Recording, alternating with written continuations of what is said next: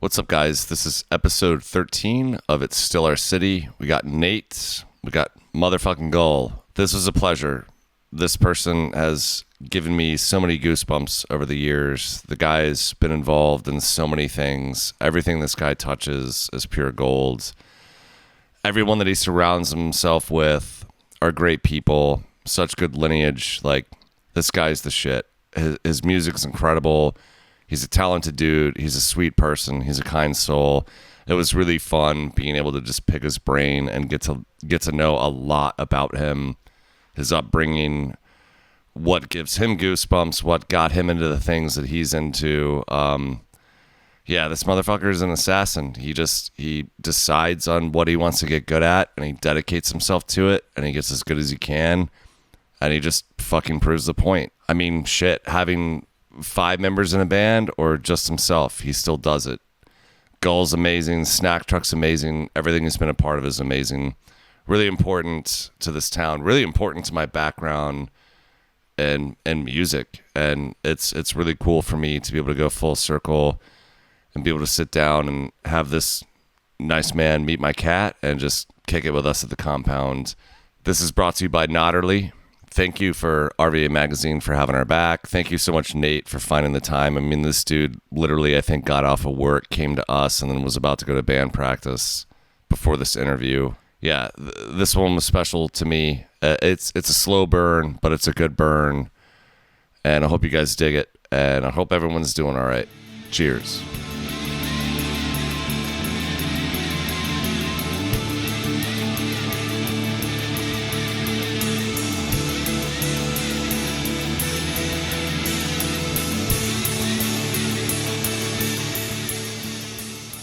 But I'm thankful to be here with you guys. We're with Nate, and is it and I can bleep that. Sure. I fucked up. I was in an old band with a guy named Adam, so I think I just was like, that's the same. They're related somehow.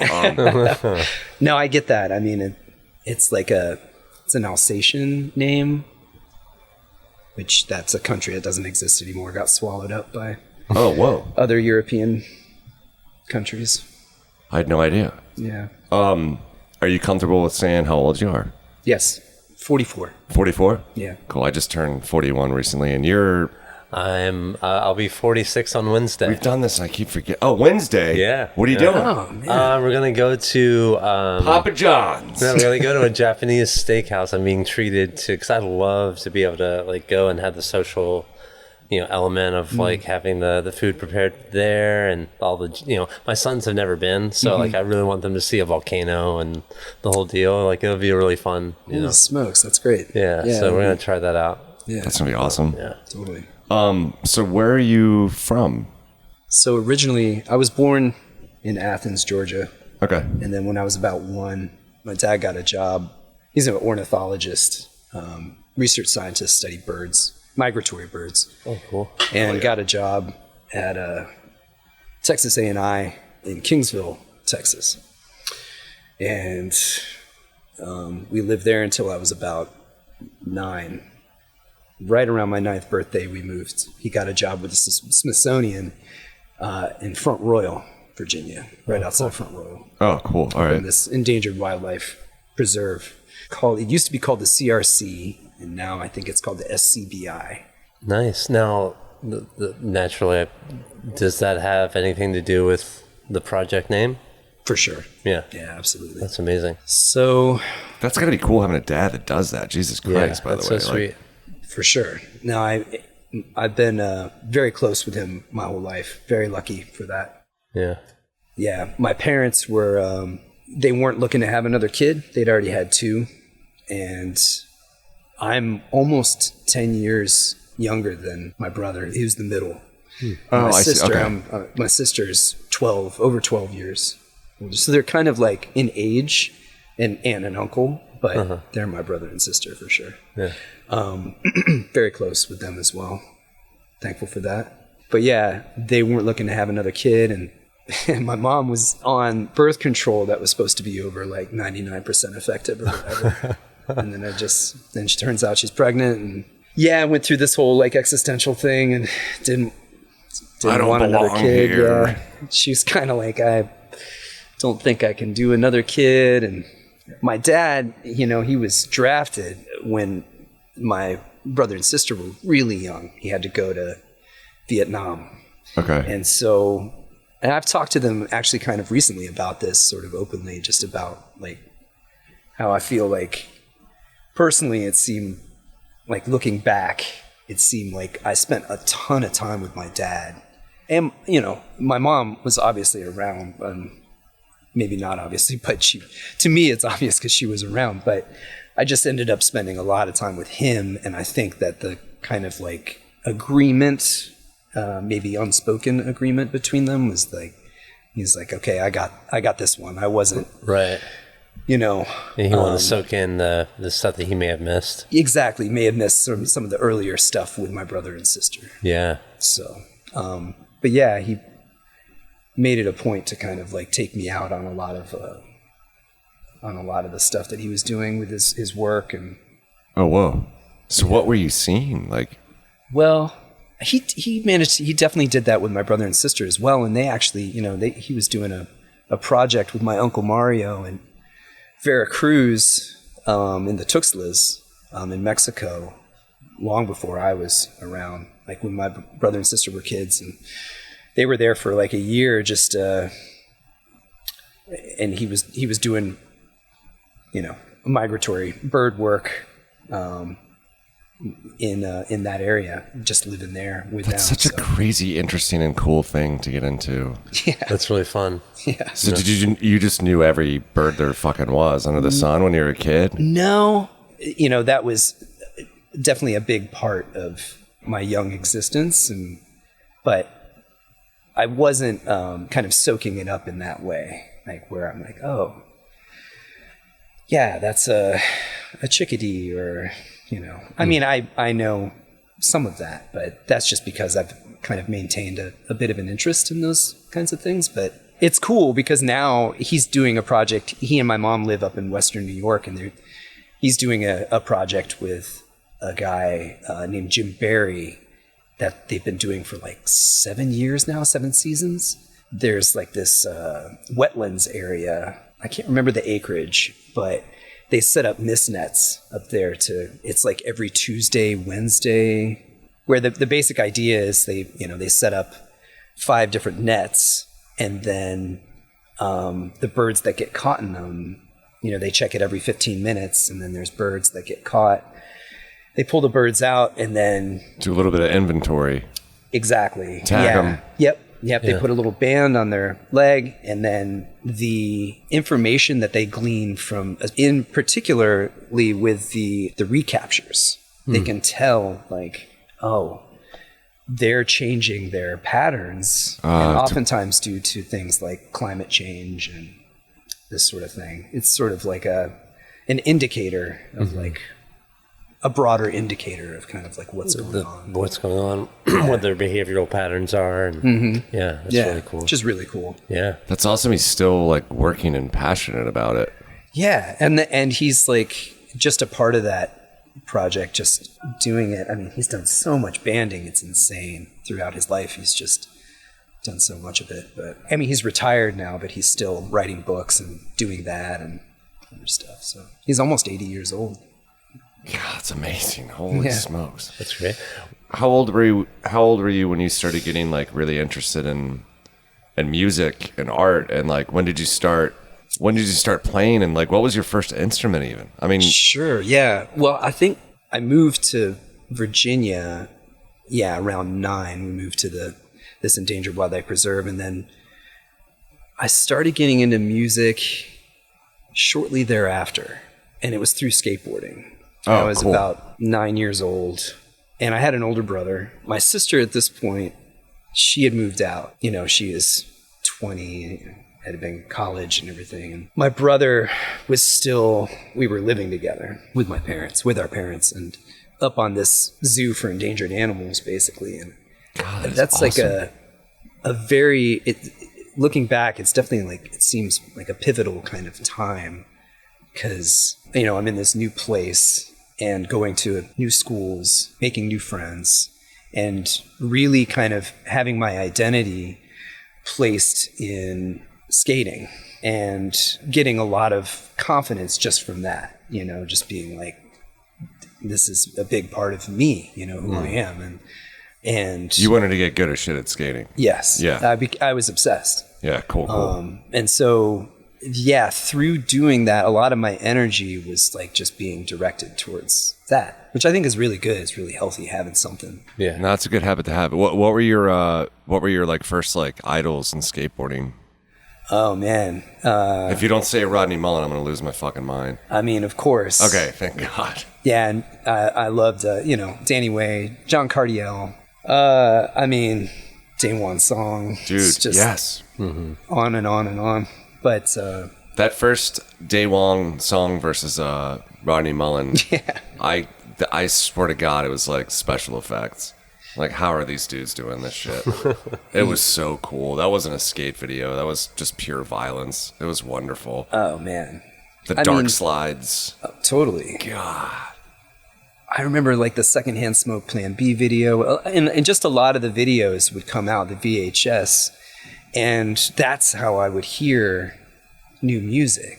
Oh, perfect. Yeah. It was almost like back in like the mail order days at that point where you can get like this catalog, you order these, and that was how you grab some of the culture if you're not in a city. Exactly, which I wasn't, you know. I remember like one of the 411 videos came out and I got my hands on it. It was like everyone would borrow them. Like someone would save up the money and buy it, and there'd be like 20 of us and we'd pass them around. That was the first time I heard Gravediggers. Yes. I was like, dude, oh my God, this is so badass. It's like comic book rap. Exactly. Like horror rap. So, yeah, totally. I mean, so much hip hop. That was my kind of like entryway into like hip hop, rap, a lot of like punk and a lot of like pop too, and like rock stuff. Yeah. I mean, just being like, oh, what is this? Kind of digging around and going to the mall and like going to whatever kind of like Sam Goody or whatever music store and just looking for some of the names that I maybe would remember from those videos. Yeah. And again, having an older brother who was like, that helps. He was feeding me a lot of stuff at a young age. I remember being in my bedroom, laying on my bed and listening to the radio. And I think In Excess was maybe playing. And he came in and like just reached over my head and turned it off. And just like, he was like, you're coming in here with me. I went into his room and just a memory kind of burned in there. That's awesome. He was like, we're going to check this out instead. Yeah, he was just like, try some of this. And what was what was some of the stuff that he showed you first? Do you remember? One of my favorite bands when I was about 9, that is still one of my favorite bands, is Bad Brains. Oh yeah. So he gave me a Bad Brains tape. I can't remember. I think it was Eye Against Eye. I didn't have Band of DC until later. But I think I had Eye Against Eye before that. I have a sort of similar moment. I'm sorry to interrupt you. No, it's okay. Yeah, I remember like, I think I was like 9 or 10 as well. And I was like listening to REM. And I had an older friend. He was 2 years older than my brother, so I think he's 5 years older than me. And I remember one day we went to his house, like, cause my parents are friends with his parents, like through church. So like, and he was one of the cooler kids that like were like-minded and like the same shit we did. But I remember he was like, "Come here, dude," and he pulled me aside one day and gave me the Core by Stone Temple Pilots and gave me his Discman, and he just put the headphones over my ears, and then he just pointed at the parental advisory and he just did this and just walked out. I was like, whoa, dude. Dun, dun, dun, dun, dun, dun, Oh yeah, that's a good That's one. great. Yeah, I mean, there was so much that, I mean, in that instance, Depeche Mode. Hell yes. My sister was like 6 years older than me, and she was really big into The Cure. So she had Boys Don't Cry. I remember I was 10 and she was just getting her car. So driving around with your older sister while she's listening to Boys Don't Cry in a cassette. fucking cool as shit. And I was making copies on the dual cassette for all my friends in class, and like it's like, this is so cool. All your older sisters listening to this. And, it was just like shout out to older siblings. Older siblings. Totally. Yeah, hooking it up. I think like you're talking about Skinny Puppy. I don't think I've said that. I might have said this on here already, but one of the first albums that I bought just based on the cover was Ministry Filth Pig. Oh man, Ministry was a huge one for me. God, like the dude had like the upside down black and white like American flag, and just I don't know what the fuck that vegetable was on his head. It was like multiple tomatoes just mashed all over his face, and he looked so bummed out in a suit. And I was like, I don't know what the hell this is.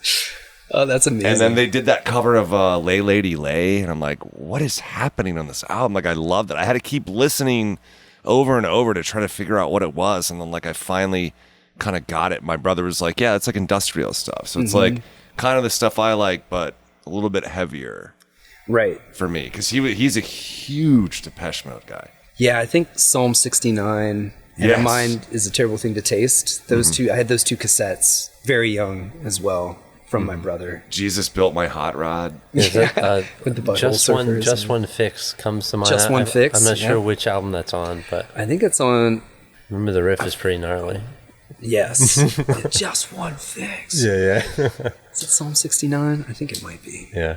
Yeah, Nitzer Reb, Front 242. There was a bunch of stuff that he was into that was, kind of pushed me into this other area of not so much looking to what was on the radio at that time, which I came back to later on, but I had a good many years there where I was like, fuck the radio. Yeah, not trying to hear any like pop music at all. Right. Exactly. Yeah, that's totally how I was. I stayed away from it. And then, of course, there's like the gatekeeping bullshit that I went through at like 13, 14. I mean, where people find out years later and you're like, God damn it. And you're that asshole that's like, I know about that band on their first album. See, that's exactly the thing. Is like I was turned into kind of little like, I don't know, King Dickwad. Indie rock egoist or some shit, or I don't know. But then we were kids, man. It happens. Don't feel bad about that.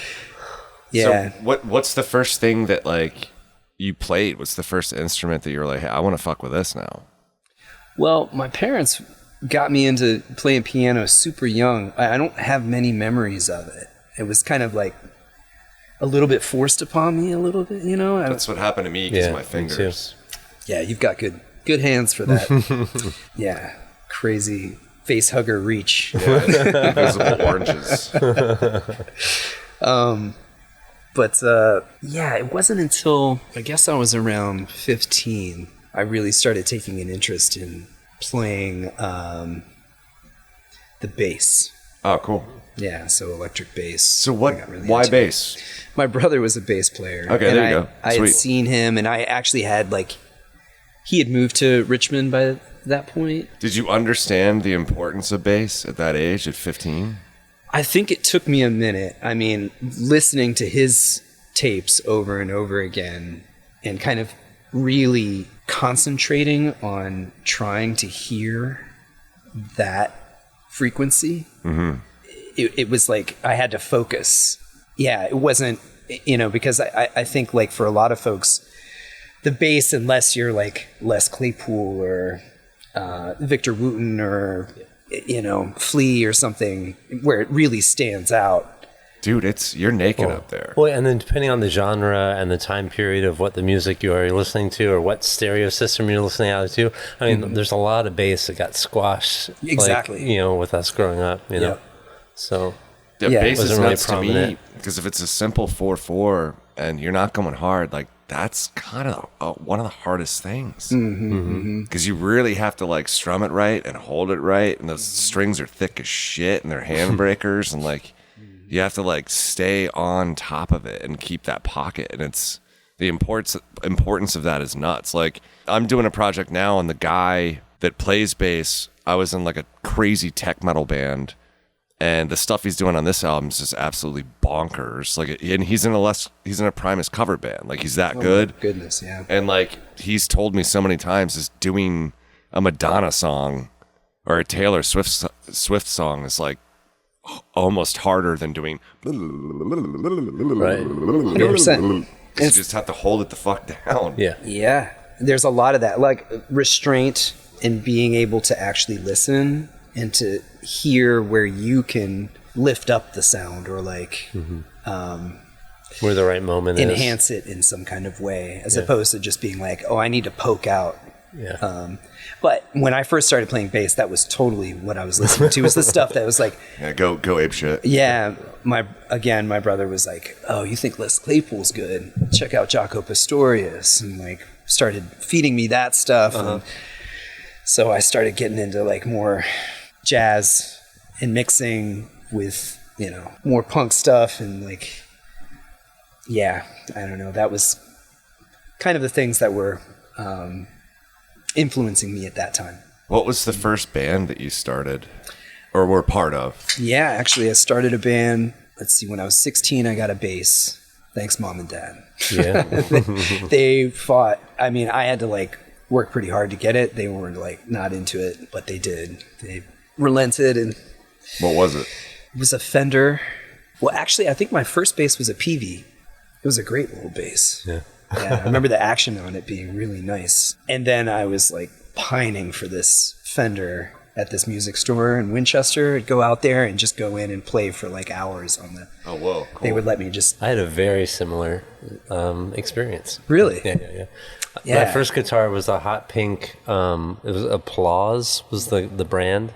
Hot pink guitar, humbucker, 2 single coils, regular guitar, and then, but you know, it was almost like the Wayne's World thing where there's like the Strat in the music store that I really wanted. I was saving up for. Okay. And I would go in and like, yeah. The Dreamweaver or whatever. Totally. Yeah. But yeah, I think my grandmother made a deal where she like went halfsies on me. So like I raised money mowing grass and all that stuff, and then she, you know, forked over the other half.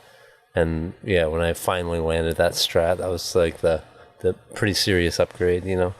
For sure. Yeah, this Fender, I can't remember the exact name of it, but it was like wood grain, and then it had gold hardware. Ooh, Sick. Yeah. nice. Yeah, So and it's I like finally got it, and I was playing like upwards of like 6 hours a day kind of Okay, thing. you're doing it right. Just, my parents could tell that I was like Nerd alert. obsessed. Yeah. And yeah, I mean, between that and skating, it was just like, Sounds like a good life. yeah, absolutely. I'm very, very lucky. Very lucky, for sure.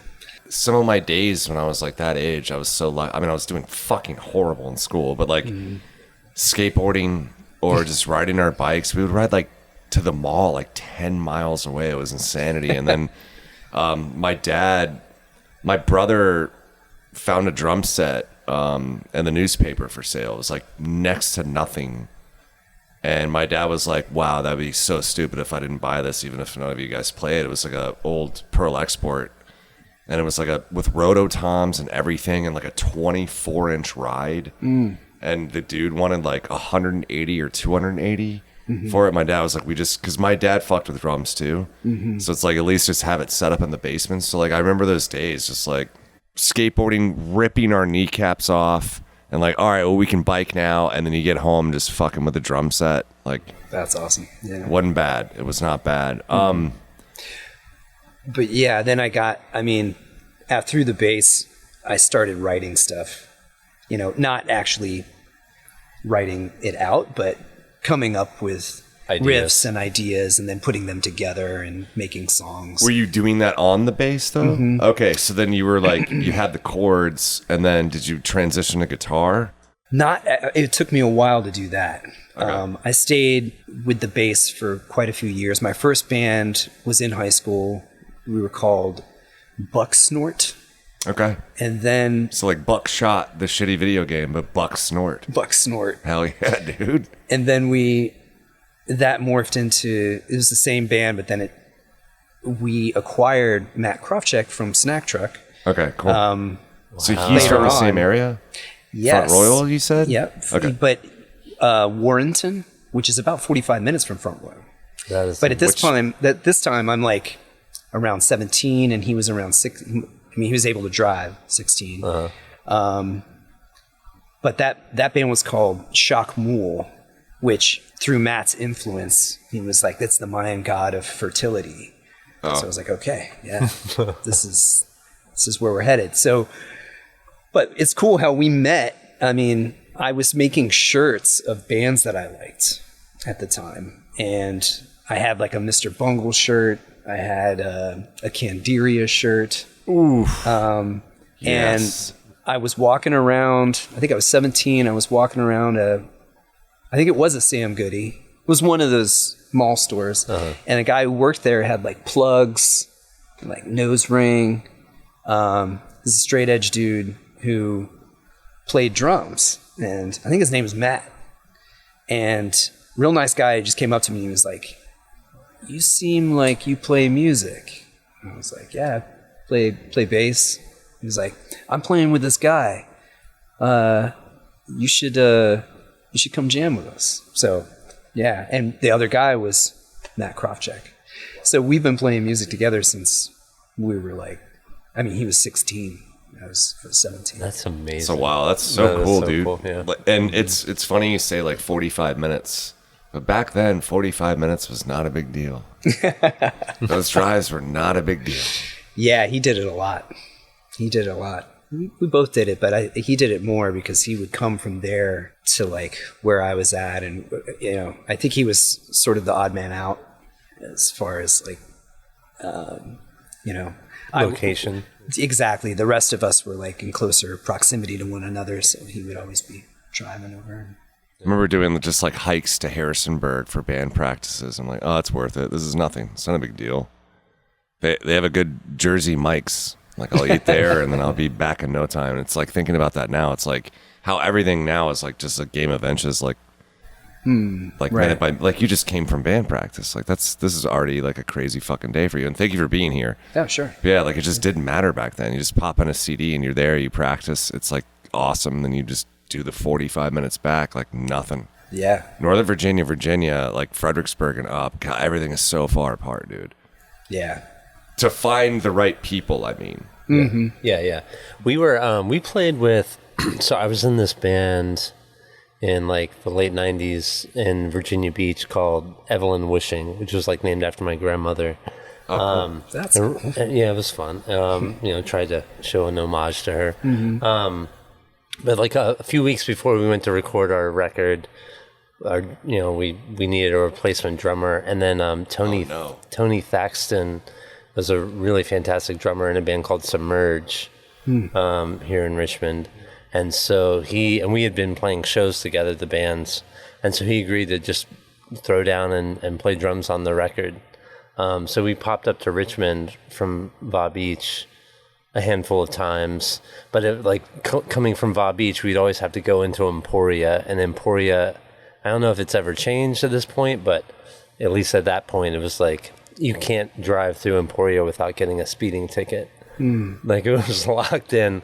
So it was like this weird speed trap thing that you really had to be careful about. And I think Emporia pays for their whole city with speeding tickets. Sure. Or at least they did in 1997. For sure, yeah. There's a lot of spots. I lost my license at least once, I think twice from speeding, and I was definitely a terrible driver. There's the sudden changes if you get off on an exit, and all of a sudden it's going. You're cruising for 75 miles per hour for hours, and then all of a sudden it's like 45. Or yeah, exactly. You get. The speed limit's 70, then you get off and it's 55, and then all of a sudden you're in a school zone and it's 25, and you're just being shot at. Like, for fuck's sake, it's insane. I lost track there. So Matt, with the plugs, introduced you to lifelong Matt. Matt Krofchek, exactly. Yeah. That's right. His name was Matt Lofton. Okay, plugs. Yep. Okay, cool. He was a very good drummer. He was the first person who I knew who got like a crazy gig where he was playing with guys who were twice his age. Oh, filling in and just getting paid. I think they were called Sold Out, and he he had to learn a repertoire of like 300 plus songs. Oh my gosh. He was telling me stories about falling asleep while playing drums and still being okay. It's so wild. Yeah. There was a kid from my hometown also named Matt, and I cannot remember his last name, but he was so fucking good at drums. And I remember him telling us about gigs. He was very young, like 16, 17, and doing the same thing where he was playing with like 40-year-olds, and they were doing like 3.5 hour sets. And I just thought it was so cool. But thinking about that now, it makes me like want to puke. Like, I don't ever want to be on a stage For 3.5 hours. Dude, fuck that. Fuck that. We did tours with Cannibal Corpse, and they wanted us to do 45 minutes. And I'm just like, that is far too long. And it's only 45 minutes. Like, it's too long, dude. No, In and out, 28 okay. minutes. I know what you mean. I remember the first time I went to Europe solo, they were like, Fill an hour and a half. oh yeah, plus. You're like, They were how like, the you need to be able to do like a 2-hour, you know. I was like, oh my gosh. Okay. Who were you going to Europe with? It was just, man, yeah, that's sort of a jump, isn't it? Oh, I'm sorry. No, it's not at all. It's my fault. I brought it up. But yeah, I definitely like. Let's see. Well, let's bring it back and we can get back to that. Like, Okay. so you started doing the stuff with Matt, and then Yes. I'm assuming both of y'all made it down here together or around the same time. No, there was a kind of a windy road to Richmond. Okay. For both of us. Matt went to Wakefield. It was like this private school in Warrenton, and I went to military school in Front Royal. I'm sorry. Yeah, it was my own doing. Yeah. Yeah, I did about 4 years of that, and he graduated. I was a year older. I ended up going to community college, and meanwhile, he graduated and went to NYU. So he's like 18 and living in Brooklyn. I was 19, still living around Front Royal. And then went to Harrisonburg and went to JMU for my final 2 years, which ended up being like a huge thing musically. You know, I was kind of in this situation where when I got my associate's degree from the community college I was at, Lord Fairfax Community College, I was like, well, I don't think I want to go. I don't want to really continue this. I think I just want to move up to New York and just kind of live on the street basically and just play music with Matt. And, Was Matt doing anything up there when he was up there? he was full time. I mean, school was pretty brutal for him. He was doing. Did he meet the Olsen twins? Maybe. Okay. We were both trying to do music full time, and he was going to school initially for music, and I was like, well, if I do go to school, it's going to be for music. And so this was like this thing with my folks who very much wanted me to continue my education, and I just didn't feel strongly about learning anything other than music. Yeah. And so it ended up being that. So Matt, was at NYU. I was trying to get into Berkeley in Boston. Fuck yeah. And then Candiria. yeah, exactly. And then I was looking at VCU and at JMU, and obviously VCU, JMU, both being in Virginia, me being a Virginia resident, it's much cheaper. And my folks were like, look, we really want we think that college is something that we want you to do. And I'm just super, very privileged in that sense, where they were like, we will pay for it as long as it's Get it done right. in state and like manageable for them to do. So 2 years at at JMU is when but it's weird how it happened. This is a strange thing where like, this is right around 1999, 2000, where the internet was kind of just starting to kind of take off. Yeah. Where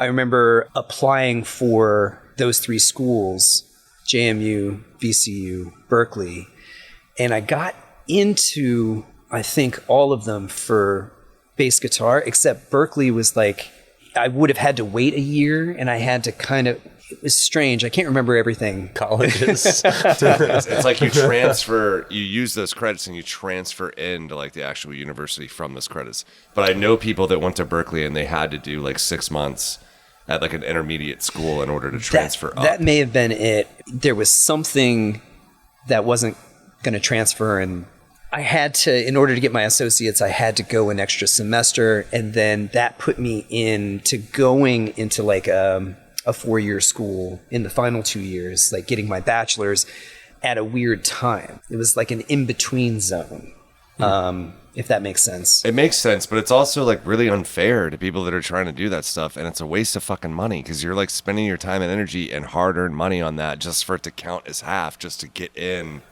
to the entry level that you want to get into. It's bullshit. Yeah. I never went to college. Well, Yeah. But that's yeah. I mean, it seems like a sham sometimes. absolutely. Yeah, No, I did and- a few semesters at community college, but it always just felt like so much money to throw towards something that I didn't know the answer to yet. Absolutely. You know, Yeah, 100%. dude. You know, Yeah, it worked out for me, but in this roundabout kind of way where I was like, so I wasn't going to go to Berkeley. I had to choose between VCU and JMU. Decided JMU. Then with my dad, it was like an orientation day kind of situation, and I went in and I was meeting with an advisor, and he was like head of the bass, like upright bass department. And I was like, okay, so back to like the dawn of like the internet or whatever, I applied and I'd been accepted to these schools under the like electric bass program. So now fast forward, here I am, I've been accepted. I go in there and he's looking at me and he's like, "What you here for?" And I was like, "I think you're my advisor. I'm here for the electric bass program." He's like, "We don't have one." Oh, cool, great. Yeah. Thanks, internet. New internet. Whoa. So, and apparently this had never happened to them before. It was like some anomaly. So they were like, I remember, what's that? We've never had an electric bass guitar player attempt to get into the... Well, just someone who had been accepted into a program that didn't exist. So then, and like, it was this far along, it was so far along already that there was no like undoing. Just go with it. Yeah. So then it was like, well, do you want to do English or... I was sitting there with like heads of a couple of the departments of the school, and then like the dean as well, and my dad, and they were just like, "Do you want to do English or do you want to do psychology?" And at that point, I just kind of threw my hands up. I was like, "All right, I guess I'll do psychology, but this feels really wrong." What ended up happening though, so Matt, I'll try and like speed it up and show both sides here, but Matt Kropchak he was in New York doing, he was in music school. And after like 6 months or so, he felt like the drive and like his passion for music was like starting to wane. And just through all of the theory and everything, just things being hammered into him, he was like, this is not want to play what I want to do. Yeah. So he got into more like computer programming and this kind of thing. He was like, all right, I'm not going to do that. I'm not going to do music school. I'm going to have music be what I want to do outside of like work stuff. So I've heard that from a lot of like really good musician friends that like that's what they live to do, and then once they get in there, it's all just theory, and when you turn it into like chemistry, it like takes all the fun out of it. And then you sit there and you play something that you like, you just cover a Bad Brains song and you're like, oh, everything I'm doing is wrong. Right. And you're like, well, what the fuck? It feels so right, but it's technically wrong. And it is like a chopping block. Like, Yep. it takes all the fun out of it. I need to rip a piss, but you guys keep going, please. I will be right back. Cool. And I'm glad that Uni is this comfortable. He's just at your feet, Aw. creeping on you right now. Hey. Oh, That's cool. Yeah. Where was I though? But then now I'm going for either psychology or English. I chose psychology, and pretty quickly though I met, I don't know, after the first month of just living in a dorm, I had a situation where I met a person who knew everybody in this like visual art and like music world. They're very well connected. Very well connected, it seemed. And it, like in an instant, my world just kind of expanded, and I met all of these people literally in one day. It was like a scene out of like an 80s movie or something. You know, like looking back on it, just walking around looking for a place to sit and hearing somebody just yell, "Hey!" and like look up, and there's just all these people who are like, "Come sit with us." Yeah. It's so cool. weird, like Yeah. this like extension of high school where it's like very cliquish or something. Yeah, but yeah. I don't know. At the same time, I'm very thankful in this way where I met all of these great people who, you know, were doing a lot of the things that I felt like I was drawn to, like music and Yeah. It's funny to think back to those instances like from the 80s or 90s, and like, when you reference like it was like out of a movie or something, it's to, weird like, because your memory sort of plays in that way. into that into that genre even of that time period, you know, which is like really fun to think about. But so that's sweet.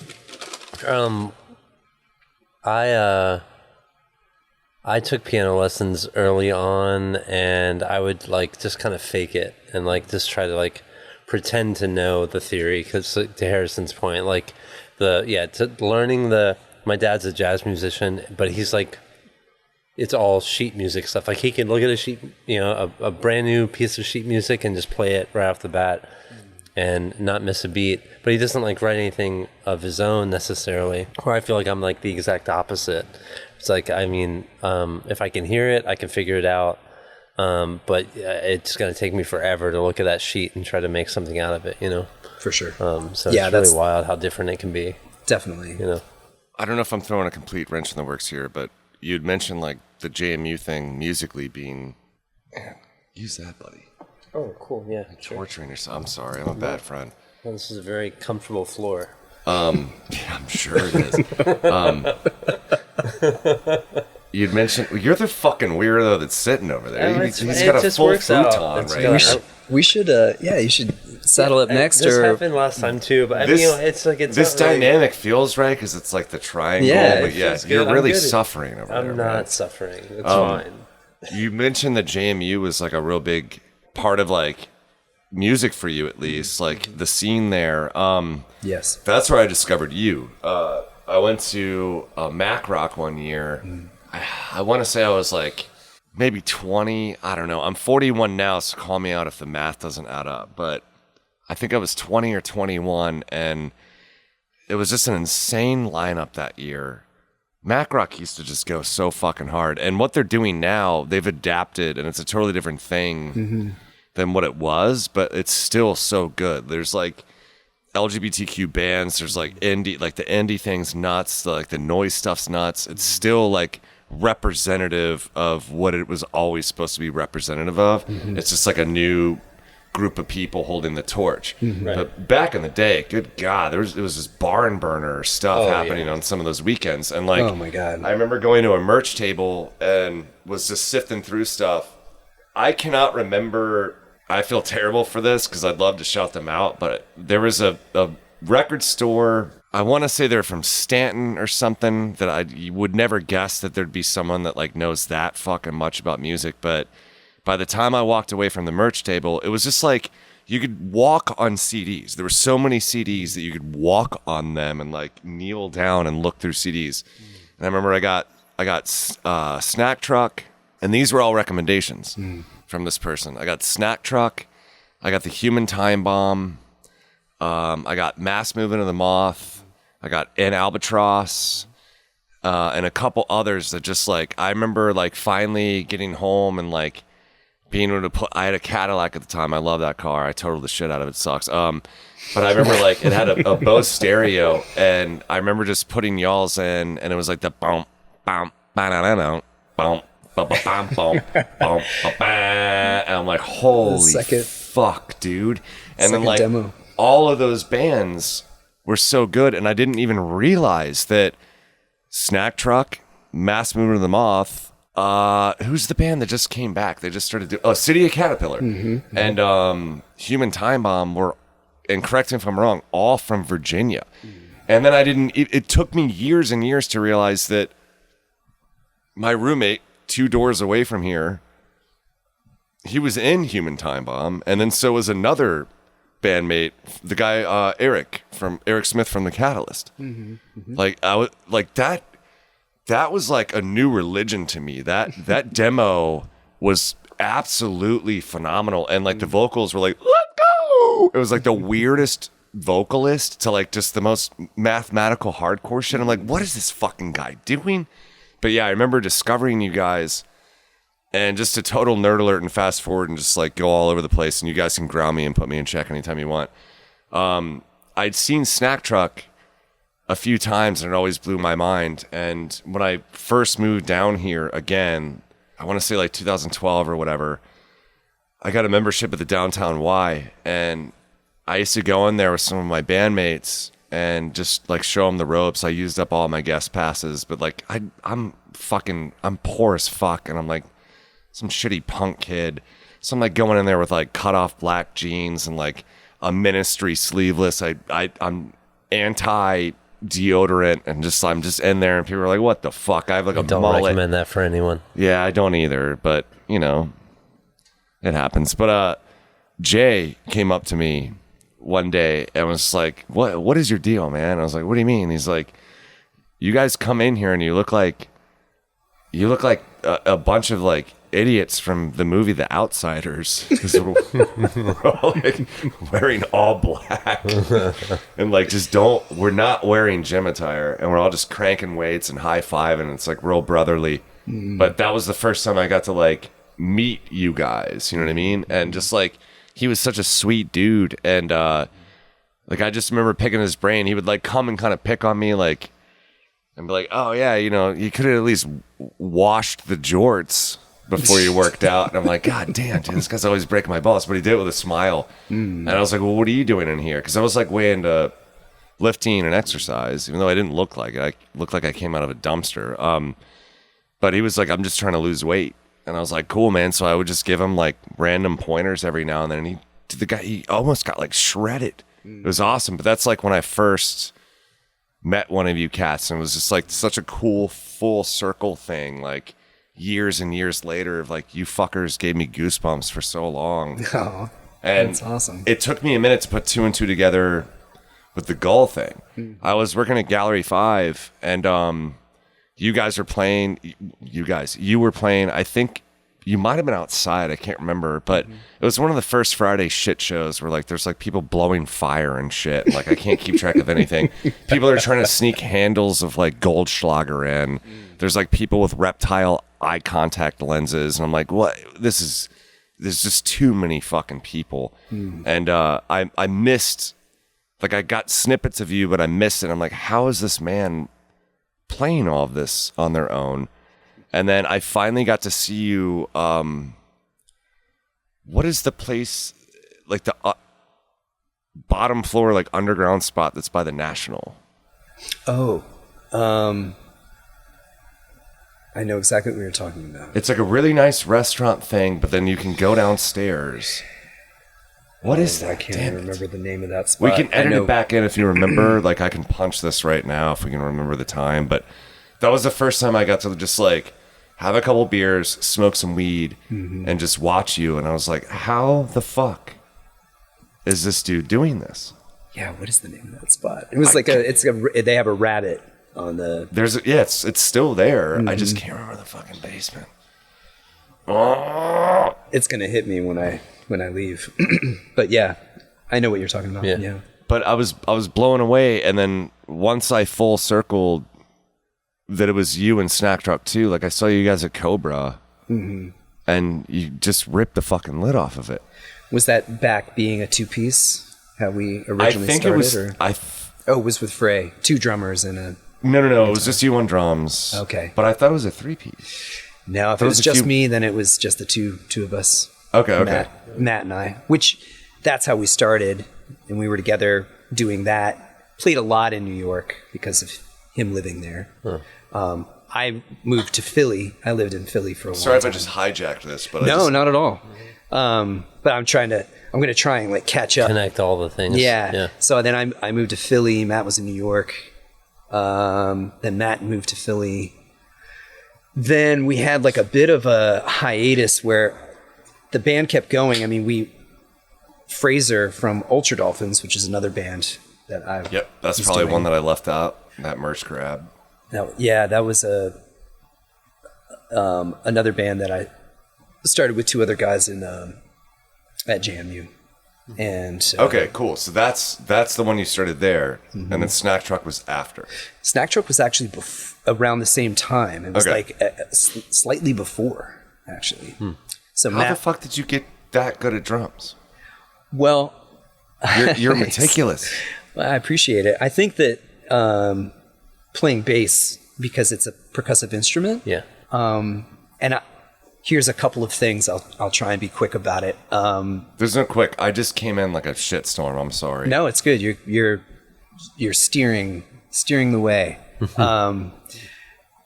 So while Matt initially was just before he went away to college and I went away to college, we started a band called Klesha. And how do you spell that? Klesha. Is there anything online? No, I don't think so. There's like a really terrible demo that we did at some point that I tried to destroy like any evidence of because of the way that it came out. Unfortunately, I loved the guys who I was playing with, but just something happened where, you do the recording and then between the recording and like the mixing, got fucked. Something happened. Like while we were there listening to it, I was like, man, this sounds awesome to my ears. But then there was maybe a lot of like filters and compression and all kinds of stuff put on. And unnecessary reverb. Yes. Yeah, we started that band, and that was with a guy, the drummer from that band, very influential. His name was Artie Denman. And he was teaching... He was like over 10 years older than us, and he was teaching music. He was the music teacher at a high school. I can't remember the Virginia town, but we started a band together, and that was Klesha. Okay. And he introduced me to a lot of stuff, like Mahavishnu Orchestra and Can, a lot of like kind of drum-centric kind of things. There's a cool little story I'll tell here where once I went away to college and Matt went away, we were still playing together through, with this band, Klesha.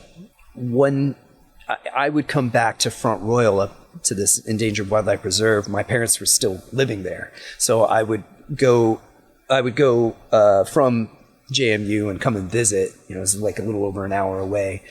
And I came home one time to hang out with them, and there was a message on the machine.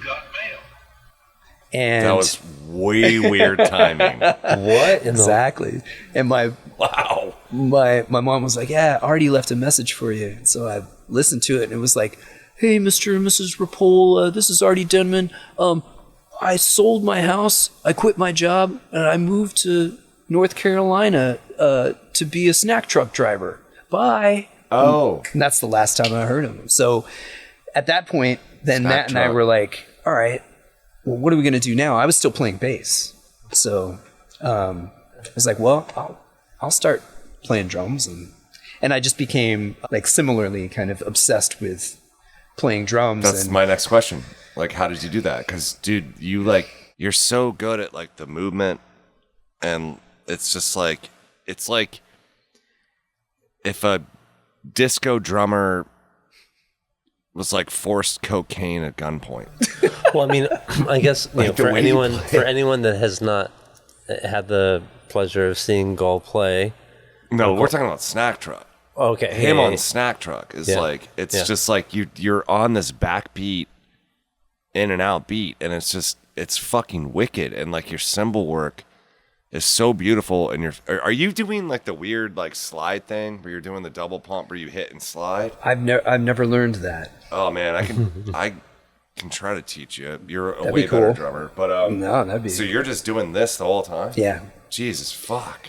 Yeah, and You it's gotta really, learn the. I know. Yeah, that. the easy that- way. Or something. Maybe what That you're double doing thing. is better for like calories and keeping in shape. So I won't teach you the secret. No, I think I would like. I'll I'd like send to you. learn. There's a guy on Instagram, Stan Bicknell. I don't know if you've ever heard of that dude. He's an Australia fella, but he does kind of like fundamental, like Shows you how to do it.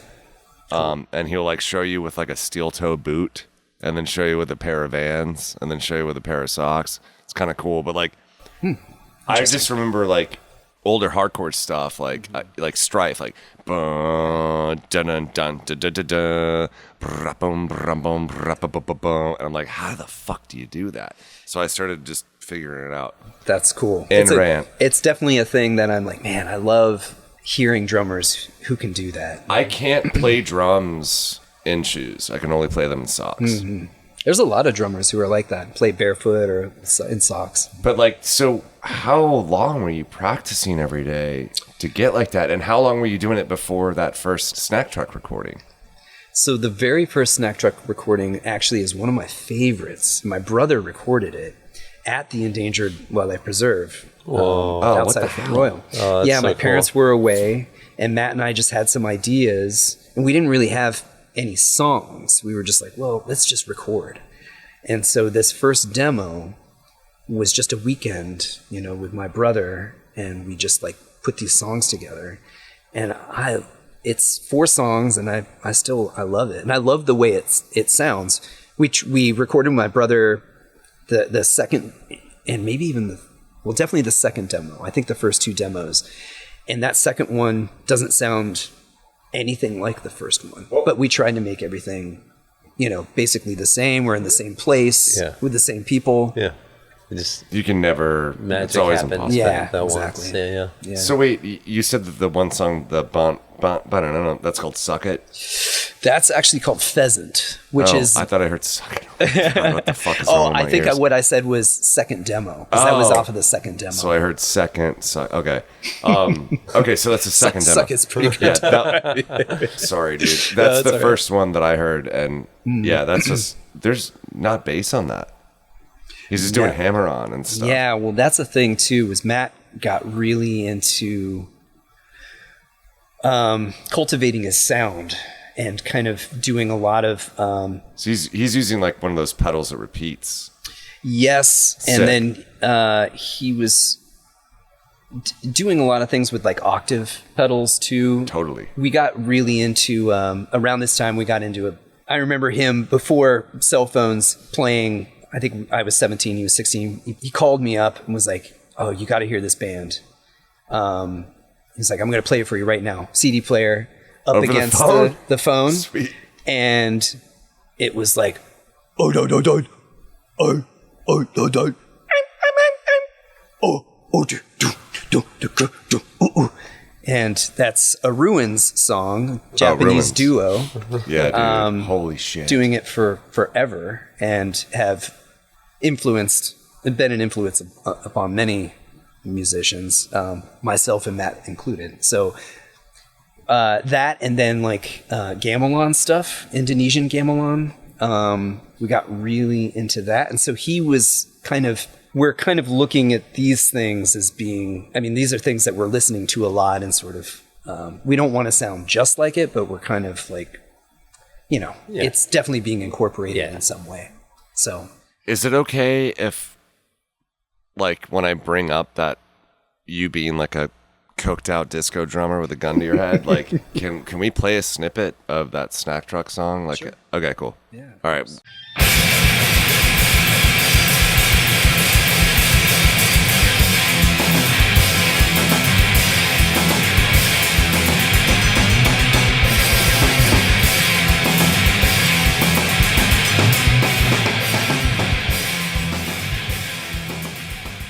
keep prodding forward. My bad. Yeah, no problem. So like, when did you guys get Jay in the mix? So yeah, I lived in Philly, Matt, New York. Then Matt moved to Philly, and then Fraser, who was the drummer in Ultra Dolphins, then joined, and we'd been talking about like having 2 drummers at some point. And so Fraser and I, that was kind of the idea, but then I had other things going on. I moved away. I became like I did puppeteering for a couple of years, and I was just traveling around doing that with this group out of like Western New York. Hell yeah! What the fuck? And then Matt was like, he was moving around a bit, and then moved to Richmond through Fraser, because Fraser, again, the drummer from Ultra Dolphins, he grew up. He was born and raised in Richmond and like Chester, and was in Wheelbite, which is like a skate thrash band from like, I guess the 90s, late 90s, and was just really close, really tight with all the like Municipal Waste and like a lot of bands that were starting around that same period, that same time. So our band was kind of, Richmond, to me as an outsider, it felt like a little gatekeepy, like, how do you break into this city? Like, still probably does. Yeah, but I got a pass because of Fraser, I think. And so, yeah, we were just like sort of accepted, I think. That's awesome. And so it became kind of like our home before I lived here, many years before I lived here. I was living in Philly, like I said, and then just kind of jumping around different spots. And then Frey lived in Richmond. He moved from Philly to Richmond. And then Matt as well, he moved to Richmond. And they were still doing Snack Truck. And then they added the drummer from VCR, Christian Newby. VCR was another Richmond band. I haven't heard VCR before. They had a good run there for a bit, particularly in Richmond. Like, and they were on that label, same label as 7 Seconds for a minute. Anyway, we did a bunch of touring with them too. Ultra Dolphins did, and so what were your tours like? Were you doing East Coast? Were you doing like full US? oh my god, yeah. So we're going back to the Europe thing. We're trying to catch back up to it. But gotcha. Yeah, this was long before that, though, I guess. When we first started touring, I think I was 19, 20. I was like 20, our first tour. Yeah. Dumpster fire. We did a bunch of touring, and while I was living in Philly, Ultra Dolphins and Snack Truck tour Perfect. Around the States for 2 months. You guys sharing a van?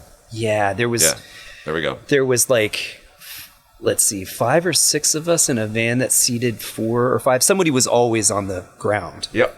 And, there's no AC. Our windows all on the left side had been busted out, so we just had like plywood and plexiglass taped on it. Sounds about right. You had to have the heat on so it wouldn't overheat. Yeah. Sounds about right. Going through the Mojave Desert like that, and it's already like 110 plus out. And but, it's just like shit you learn. Yeah. My first big one was like 36 days, and there was 5 of us in a fucking minivan. We had stuff like strapped to the top of the van. Oh my gosh, it was the same thing. Yep. You had to turn the heat on so the engine wouldn't overheat. I would always drive because I was the only one on the insurance, but somehow we managed to keep the tube TV like this big, 10 by 10, so everyone could play Double Dragon 2. Whoa, that's pretty baller. Yeah, you're awesome. Living it up. 2006, baby. Yeah, man. But yeah, it's like a thing of nightmares, and like I wish I could remember more. I wish there was like I wish we had better ways to document those things. And like we interviewed a band called Destructo Disc. It was episode 3, and I think you're going to be episode 12. But it was interesting talking to them because they're all younger lads, and Claire and I had to try our best to explain printing out like MapQuest directions and how we would have like waste an entire forest Right. to like figure out where to go and how to get there. And they're like, wait, what? Like it was tangible? Like you couldn't pull it up on your phone? It's like, no. I had to hit one number on my phone to have access to 3 letters in which I was choosing to use to send a text. Like A, B, C. Yeah, D. the pager code. Yeah.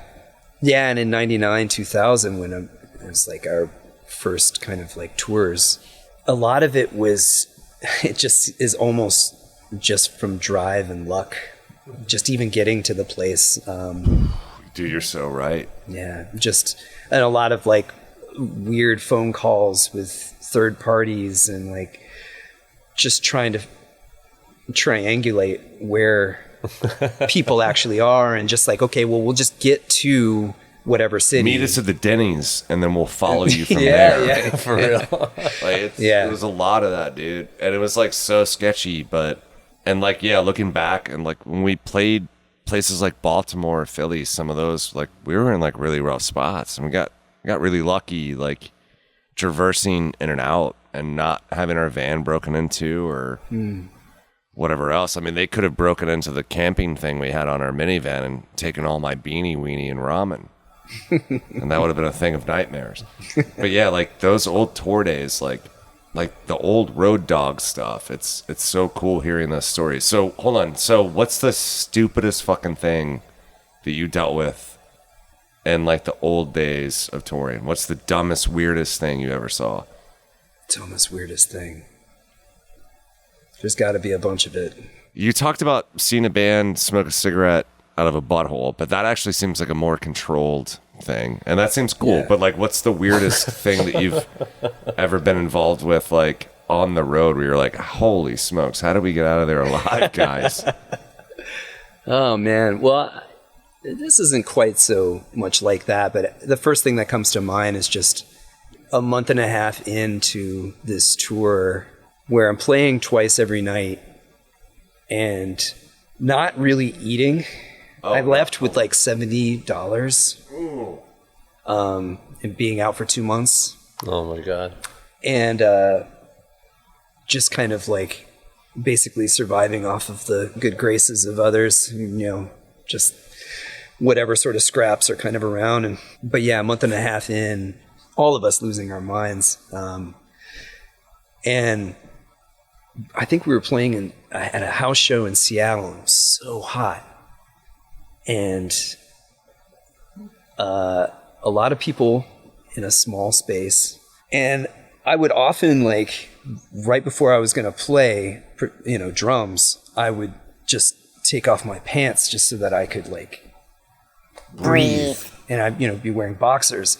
Well, I did this, and I didn't have my boxers on. Oh, you dumped the deck out. Whoops. And so then I had already started doing it, and that wasn't really part of my, like, shtick or anything. Right. It's just like, well, this is what's going to happen. This is what it's going to be. Yeah.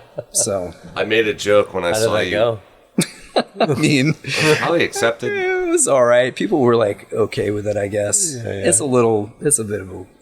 I mean, the guy's like ripping on drums, so they have to like stare at his hands, and then right past it is the unit. You know what I mean? Just focus on the extremities. I made a joke. I was like on a date with someone when I went to see you up the street, and we still haven't figured out the name of it, and it doesn't matter.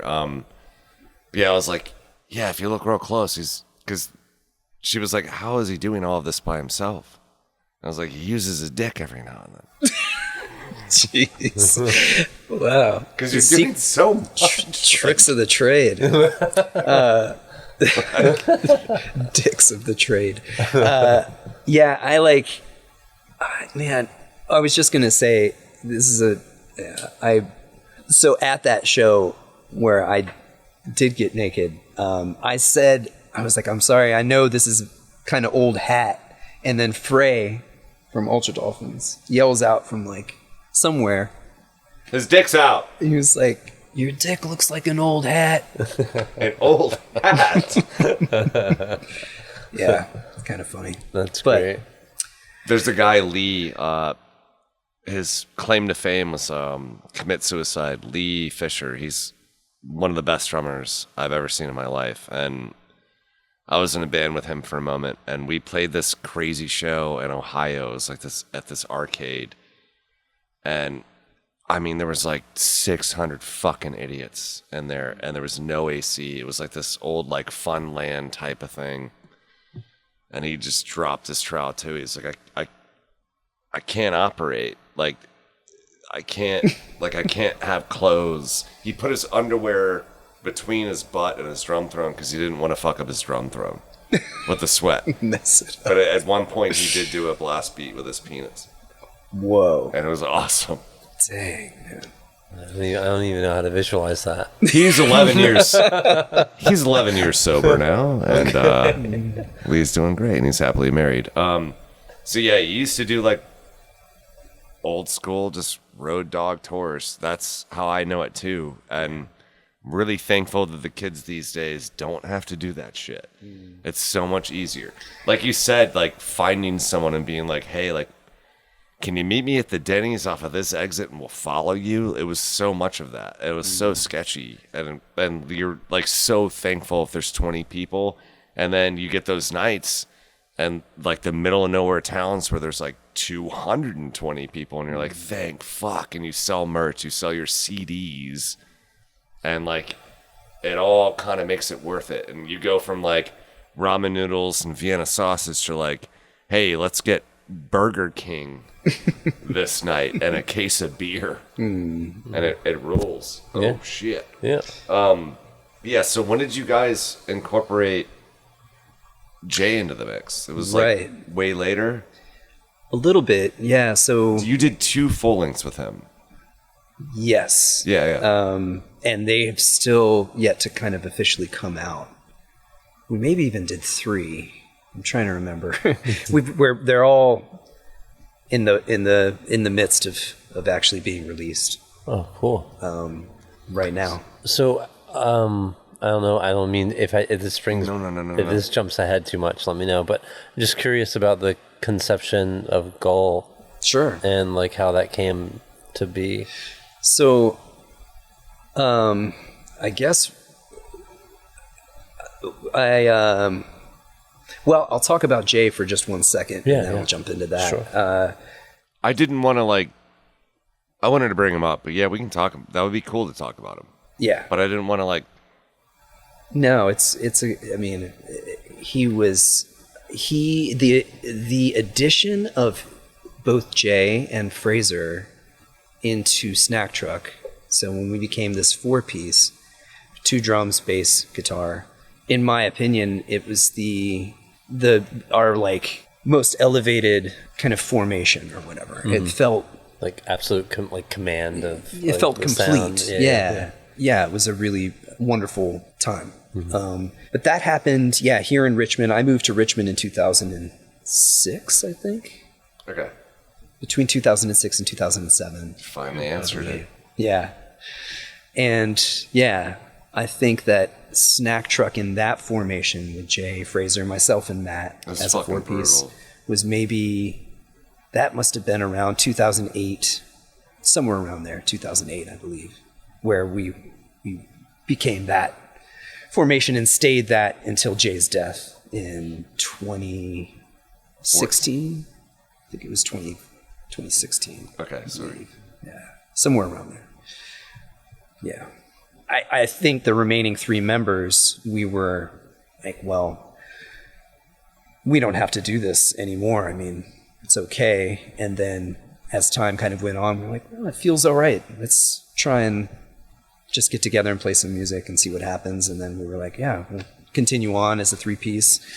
And basically we did that for years, where we were just getting together and just playing and improvising, not really doing anything else, no shows, nothing, just playing, trying to play every week together, just being each other's company. Yeah. And then kind of recently, Frey had a bad accident, hit his head.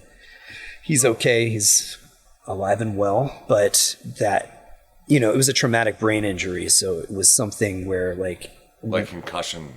It was really bad in that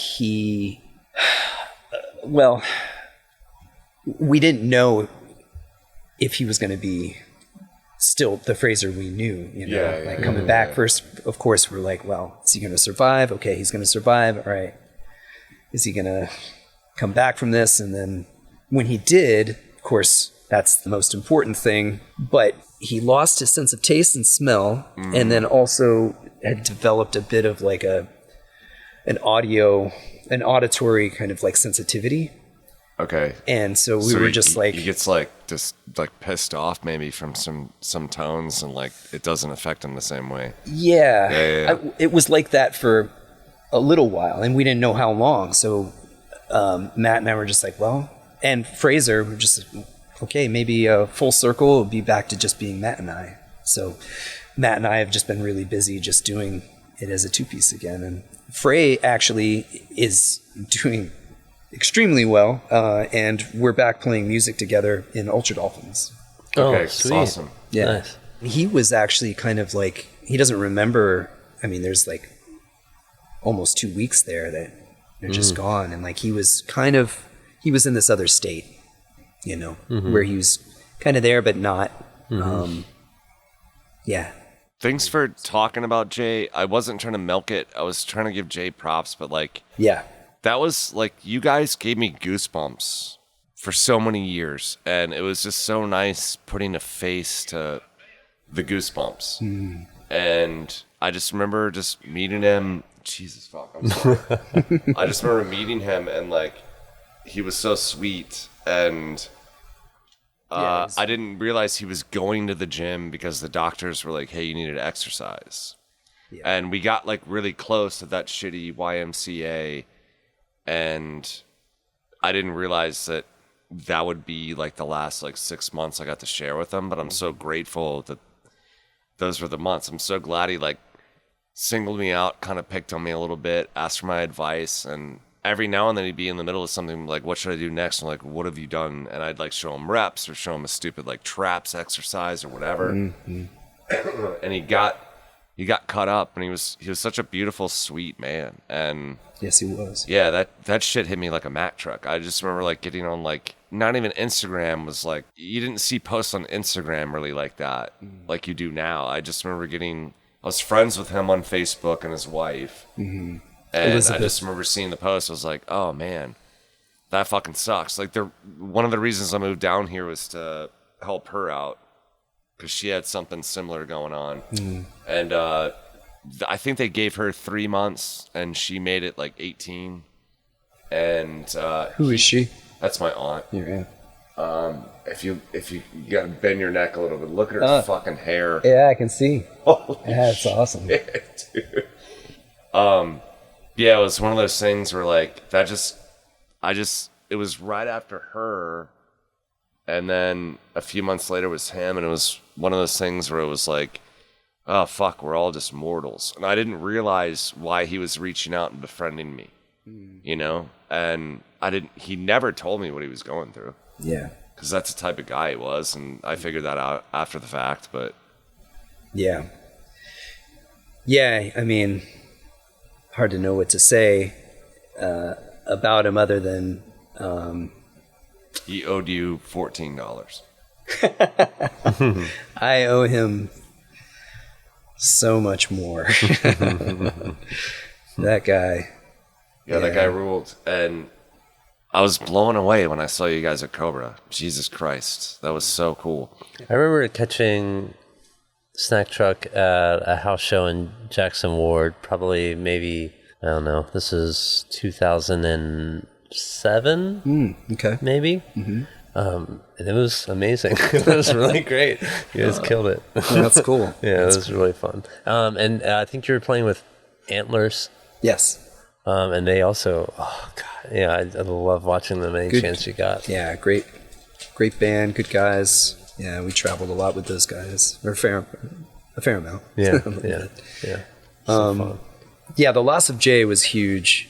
It's definitely like something that we will never, I think, in some ways, I guess recover from. But it's also like the way that he managed to do it was, I don't know, the most like graceful way that I think anybody ever could, given the circumstances, the harsh circumstances. Yeah, like I said, like he never told me. Like he just came in and asked for tips, and I was like all about doing it. And then once I realized he was snack truck, I was like, he'd be on a treadmill, and I'm like, what are you doing today? So I'm going to try this, that, and this. I'm like, well, let's do this. Let's do these reps. He's like, how free are you? Like, can you do this more often? And I was like, probably not, but like I can like tell you, I can sit with you a few times and show you, and then just like keep following it every other day. Bicep, tricep.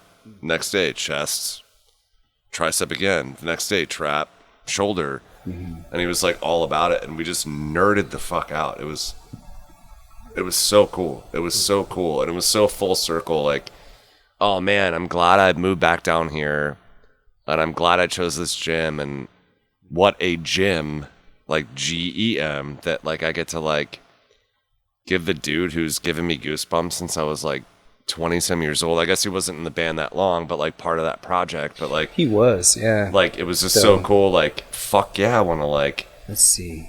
Must have been, I don't know, 7 years or something like that, 7 or 8. Because I moved back to, I was traveling a lot doing Gull stuff, and then moved back to Philly for a while. And then when he got the diagnosis, he was just like, I just want to play music. So I moved back to Richmond, and the final year of his life, we were... Can we pause for 30 seconds? I'm Sure. sorry. I just don't want to drop like genuine, like I have to pee again really bad. Oh, yeah. And I want to get back into this like correctly. Yeah. I mean, I don't want to miss anything, or I want to make sure that we appropriately cover Gull as a project. Totally. You know, I need to so- jump into that. I totally want to bring that back in. Cool. after this. Okay, cool. No. Yeah. I'm like, and I could also just repeat this. So I moved to Richmond in like 2005. I grew up in Norfolk, Virginia Beach. I followed a girl to Florida for 5 years, and then I wanted to come back to Virginia. So I just kind of like, I remember like driving up to Richmond to see shows from Bob Beach, like when I was growing up. I was like, I didn't know anyone in Richmond. I was just like, but they have a lot of cool shit going on, so like I need to go there. And so I didn't know anyone. I just like, that's where I relocated. And I remember, you know better than me, of course, but I remember seeing you playing in Carytown. Almost like, I feel like often. Like I feel like you're a mainstay there for a minute. And it was, man, it was so great. It just blew my mind every time. It was just like such a cool thing to, already being into that type of, art and music approach and everything. It was just like so cool to be able to see it, like just walking on the street at Carytown. It was, I don't know, it's a staple really from my experience. That's really cool. Yeah. Thanks for bringing that up. Gull. That's a project that, during, the kind of like early parts of Snack Truck is around the time when so 1999, 2000, that's right when I started messing around with that project. So I was still a bass player, and I was just starting to play drums, and Matt would leave. We'd been practicing for a while, and then I'd be sitting there, and I would just start messing around with like, what's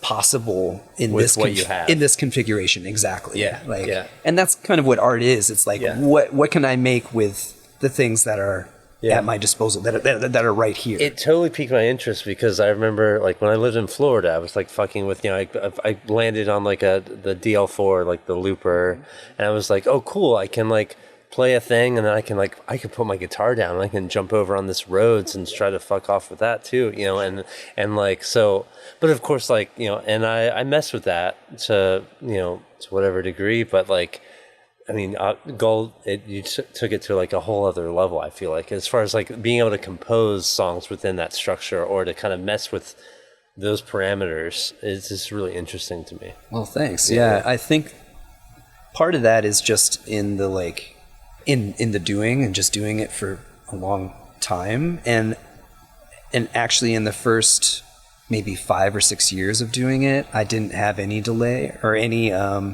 I didn't do any loops or delay. It was just all what I felt like I could do in the moment. That was like, That was the challenge, though? yes. I mean, I feel like that's It's what fast. came across like in those early, and when I would see you at Carytown, it was like you plugged into like a Gorilla like 8-inch sort of amp, and it was you and the kit, and that was it. Right. Yeah. Yeah, no loops. Yeah. Loops didn't come till later, and I was actually I feel like I was trying to get myself to a place where I could actually like physically do what I Jesus, dude. wanted, and it just takes time. It's a process, and it's still a process. It's like a lifelong thing. Yeah, I think the one thing that speaks to me based on what I've observed from your playing is like it to a degree. I know that it takes such an amount of like repetition or practice, and like there's precision involved, which is like it speaks to like practicing and stuff. And I feel like I like to think I'm a relatively like precise player. Like I try to practice and make sure that by the time I'm playing it for anyone else, like I don't even have to think about it. Absolutely. And so like I just really appreciate like to include the drums with like guitar leads. I mean, or guitar melodies. You're not just like, I don't know. It's just like it's really awesome to see, and I can see how I'm guessing. I would like to think that I'm sure you probably have a pretty meticulous sort of process or approach to just locking in the patterns. When you started doing Gull, like, did you eventually like realize like, hey man, like I needed to like take video and like watch it back? No, I never did that. Like tail of the tape, like watching baseball stuff, like Right. No, I think that it's always been something that I've just been you could hear it if it's good or not. driven to do. Yeah, and I could feel like, okay, I need to get better at this if I want it to sound the way that I like feel like it should. And it just took many years. Like, you're Was there ever a moment? hypercritical of your own stuff, and so it's like, oh my God, I can't even hear that or watch that. Yeah. Was there ever like a shit show moment where you're just like by yourself in the practice space and you're like, fuck this, and like you throw the guitar or like No, I never. and then sometimes you perform like your face is like completely wrapped up. You look like an absolute maniac. And like I'm like, how does he even see what he's doing at this point? Yeah, for years it was that initial mask. So like your pops was like a bird watcher, so obviously Gull. So like what's the what made you say Gull, and is it like a tribute to like your childhood and like the fact that like you're thankful for everything and like you can just do this on your own, and like maybe your dad like set a standard of like you gotta survival of the fittest and do it on your own? I think that's probably part of it. A lot of it is really more just like going on some kind of like compulsion or instinct, or just kind of like a feeling towards doing something like that. It's a little like skating, where you're doing this thing. That was my next question. What was the first trick that you were obsessed with that you couldn't land, and what did it feel like when you could finally land it? Well, I mean, ollie's a big one, but definitely kickflip was huge because that opens up the gates. That's a new to, realm. Once you can slap that toe off the top. Mm-hmm. Yeah, dude. Yeah. I used to do, man, I don't know what it's called, but it's like you do a 360 on the board. There's no flip, but the board 360s, but then you 180. I think it's called like a fakie 180. Oh, so yeah, there's the bake spin or big spin.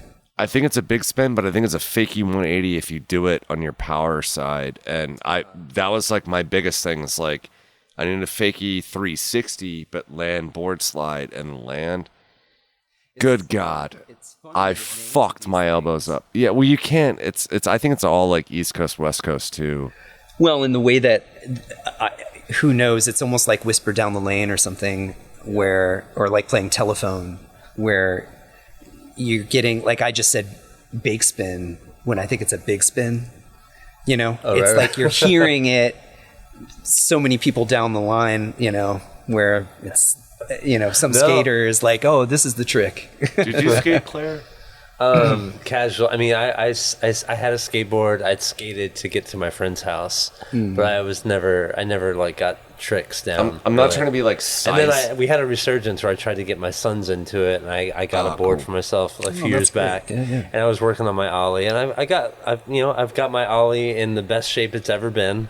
Hell yeah. I'm nowhere near a kickflip, but I had a blast. I got this huge welcome skateboard, and it's like it's pretty big, so it feels like it's like a Cadillac. There's like so much area to stand on. That's great. So it's like 8.25. Cool. Yeah, I'm just cruising, man. That's great. I hate to be sizist here, but like you guys are like the perfect size to just like nail all those tricks. And like I got good for a while, but I'm growing, dude. Like like by the time I was like 16, I was like 200 pounds.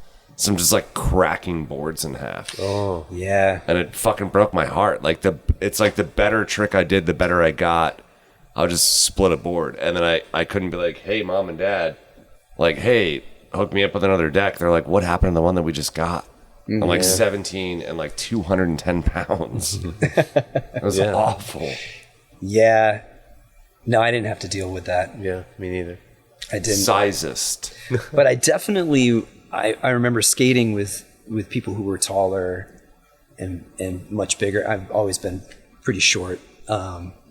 And just being like, oh my God, they've got so much pop. Man, I want that. And just feeling like in some way that my size was like maybe responsible, but I mean, there's plenty of small people who've got big pop. It's just like technique and I can ollie onto a picnic table. Or I could, but give me a technical small little guy, I'm fucked. I like size 15 shoes. When I was 12 years old, Dude, I'm 12 years old, it was size 12. When I was 13, I'd be stoked if I could ollie over this can. Like I would lose my mind. If I would now at 41. Hell yeah. Yeah. If I could do that now, I would be really excited. Yes. Shit.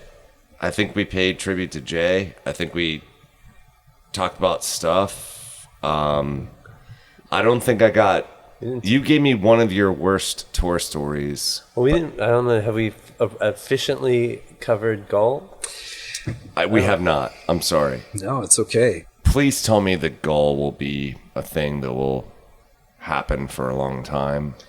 I mean, as long as I am like capable physically, mentally, it's something that I feel like will always be a part of me for sure. So approach-wise, like, do you have like a plan in place? It's more of a kind of like just as it comes, or do you have like a trajectory in mind? Or I mean, I want to be as like busy as possible. Just want to do as much as I can while I can, and make as much music as possible. But a big kind of like project that is like Gull adjacent is this street muse stuff where it's the first something like new and different.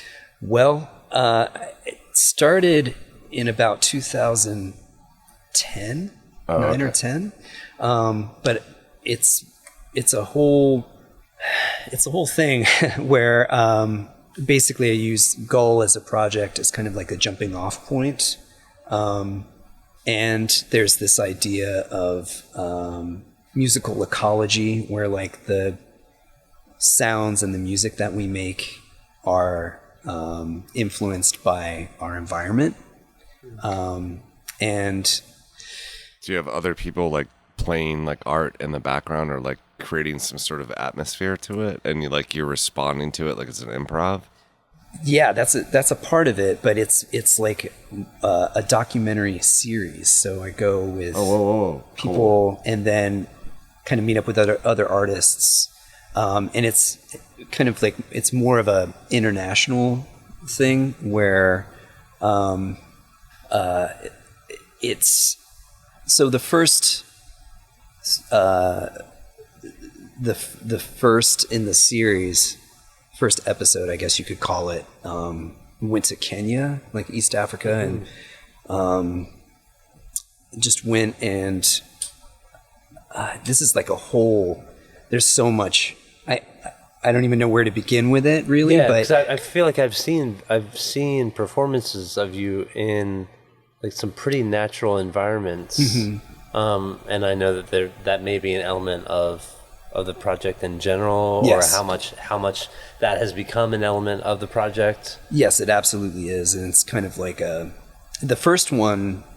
There's been 2 episodes so far, and the first went to Kenya, and basically, this woman who I'd met on a previous project about hydrofracking along the Susquehanna River, she came on as to kind of shoot this documentary about music and culture in Kenya. And the way the approach is like more of like an improvised thing where I was like, okay, I'm going to go and like just set up in a more natural space, or like in on the street, or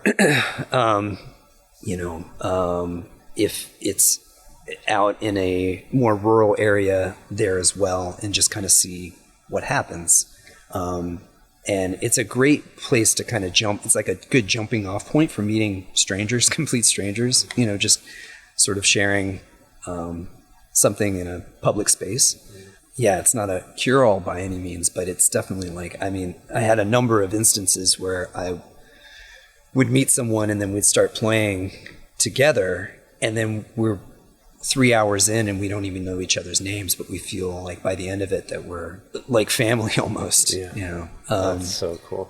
And then there's an interview process afterwards where you kind of talk to the musicians and artists, and then that then jumps off into like it just webs out into a number of different topics: politics, identity, life. experience, just life and family. Yeah. How did you make that happen, man? That's beautiful. That's Well, it started actually with a trip down through Mexico, so I had said earlier on, my dad had done projects. It sounds full circle, like to what he's kind of doing, man. With my uncle Mario, he was doing work down in the Tuxtlas, and my uncle Mario, let's see, I think around 2000.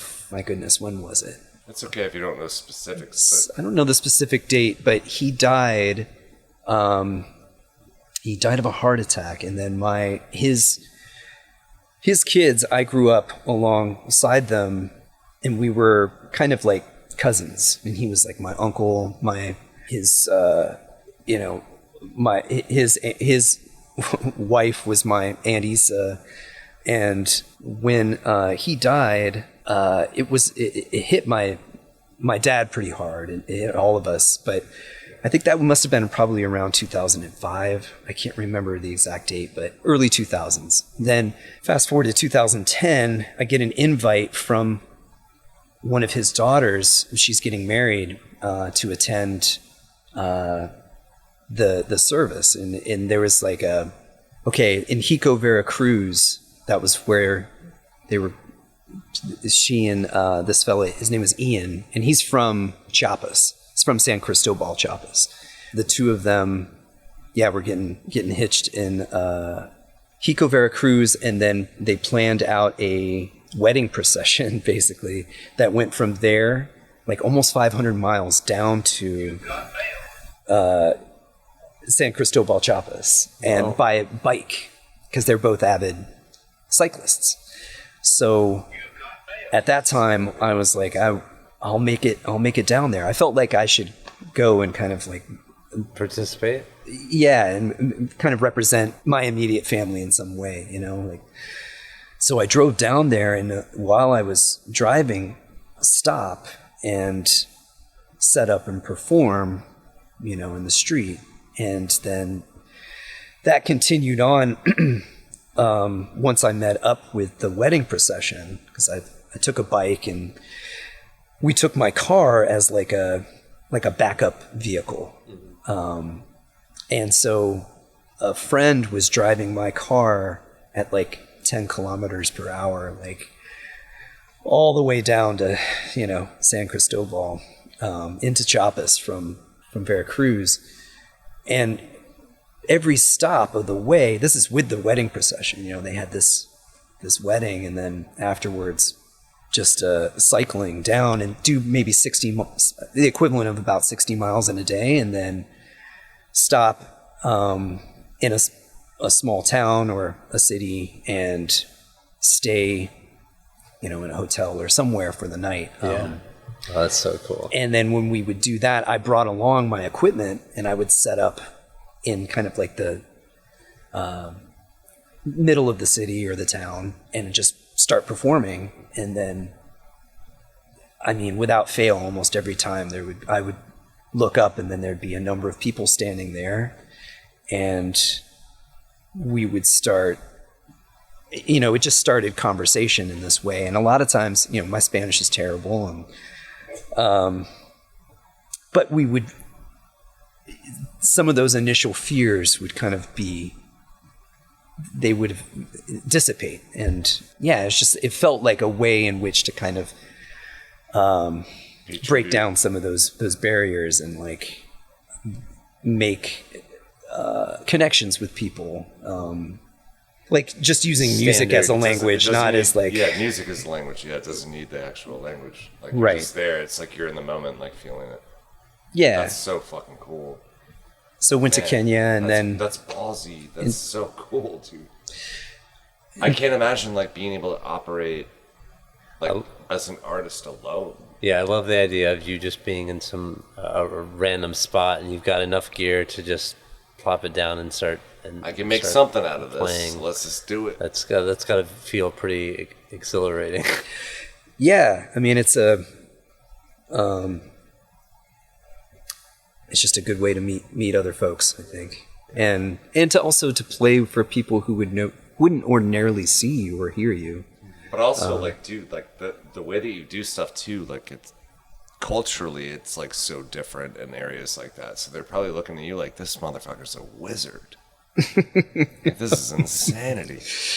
Yeah, or just like a and then crazy for you to, gringo. for you to be done with your set and like to get off and like try your best to talk to them, they were probably so appreciative of that. Like, yeah, that's so part of the thing, down-to-earth. because it comes kind of naturally almost, where you're sharing something of yourself, so people, I think, just kind of across the board sort of appreciate that. And drums, I think with drums alone, they manage to speak to some kind of core, because we all have this heartbeat within us that's been within us from our beginning. It's like percussion's such a real thing though too, and like it's so geographical and like different, and there's so many different. Like, I just remember like the DC stuff. Like, yeah, go-go and dude, the go-go stuff. Like when I was like 14 to 20, like I remember so many people like just went to DC for the go-go stuff, and it's like those dudes were like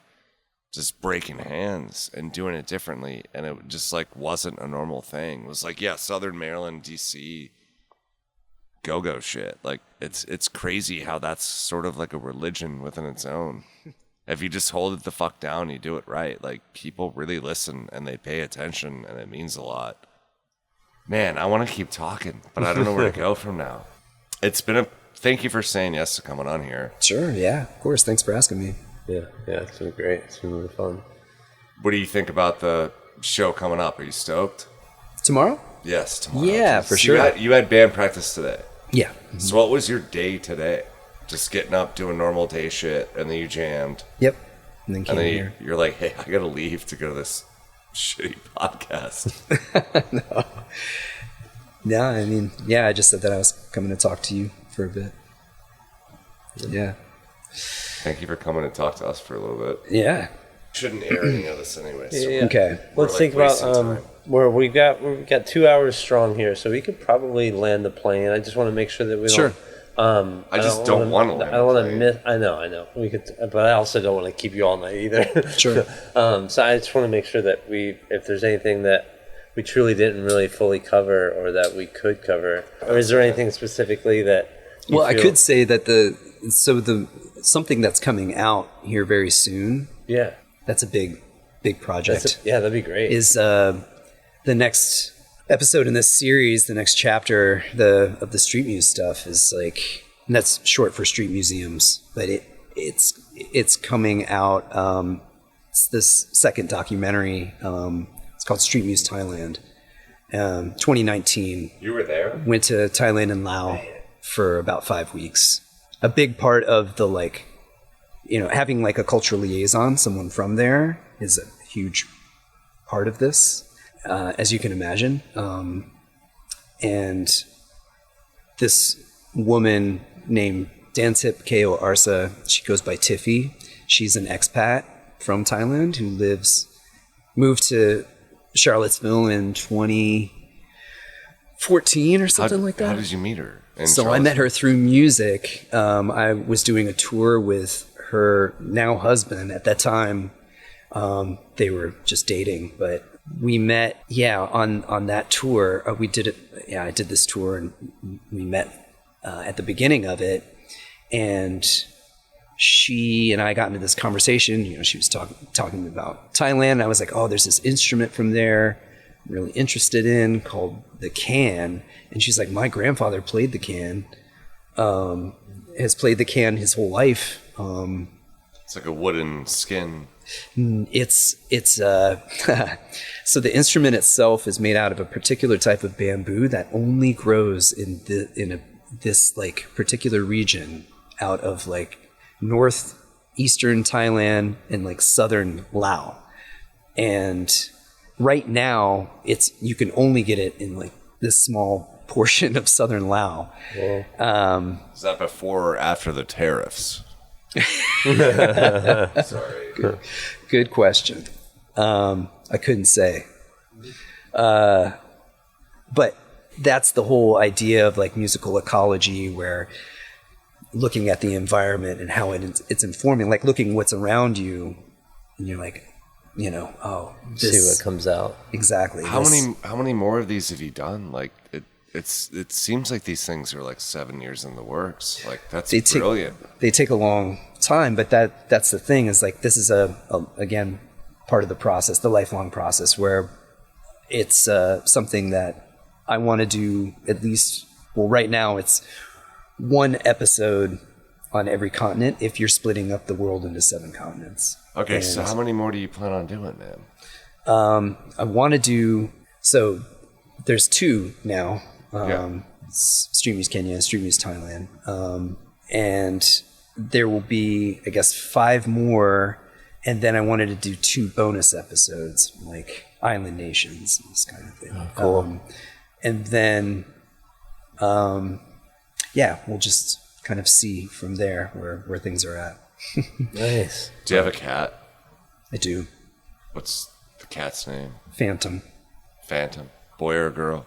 It's a boy. Cool. Yeah. Thanks for being such a badass. Like I said, the second you were on my radar, you gave me goosebumps, and I'm really appreciative of that. And you've been through so many ups and downs, and you're still trying your best to do your best. And like creating things is hard, and like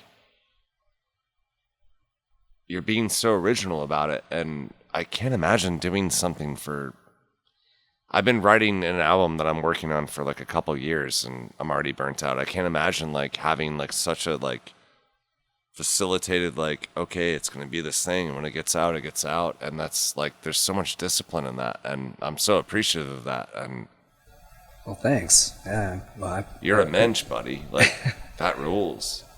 I appreciate you saying that. There are a number of people who help make it happen, so love and appreciate them. And yeah, just definitely happy to be here and creating. We're all still here. I think this is still like sort of like a full circle of where we started, where like we're kind of all in fear because we're kind of all like in awe of what's happening. Yeah. Things are strange, and I'm appreciative of you like being open to talking to us. Nate, thanks for being here, man. I have to land the plane. Land that plane. Per Claire Daddy. Cool. All right. Nate, Yeah. Gull, snack truck, everything under the sun. Thanks for being here, dude. Thank you. Thanks so much. This is awesome.